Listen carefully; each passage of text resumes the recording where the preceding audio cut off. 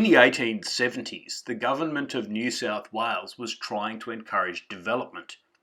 People could select areas of waste land from 40 acres to 320 acres that they wanted to purchase. Then they could buy that land for 20 shillings an acre, roughly $150 an acre in 2020 dollars. They paid a 25% deposit, and then within 3 years they had to undertake improvements, actually reside on the land for at least 1 year, and pay the other 75%. If they did that, the land would become theirs as freehold. If they did not, the land shall revert to Her Majesty and be liable to be sold at auction, and the deposit shall be forfeited. In this case, a man named Devlin made a selection, paid his deposit, and at the end of the 3 years he had not met the conditions, so the land reverted. Another man, Blackburn, then approached the government and sought to purchase the land.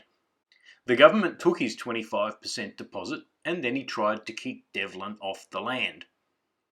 The question which ended up in the Privy Council was whether Blackburn actually had any title. You see, the government didn't sell at auction. Blackburn's counsel argued that the provision, which made the land liable to be sold at auction, therefore gave the government a choice. If it was liable to happen, then it might happen and it might not. The court agreed the section created a choice, but then the court decided that once a choice exists, one must ask what choice exists, what options exist. The Privy Council quoted the judgment in the New South Wales Supreme Court, which said, "The words plainly import that the Crown has an option. But to do what? Surely to sell by auction, or to withhold from such sale as the Crown may think fit. The alternative of sale by free selection in no way enters into the question, no trace of it being found in the relevant sections."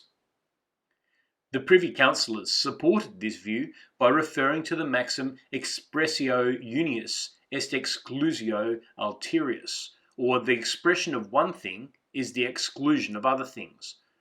Because the legislation stated that the government could sell by auction, it excluded other forms of sale.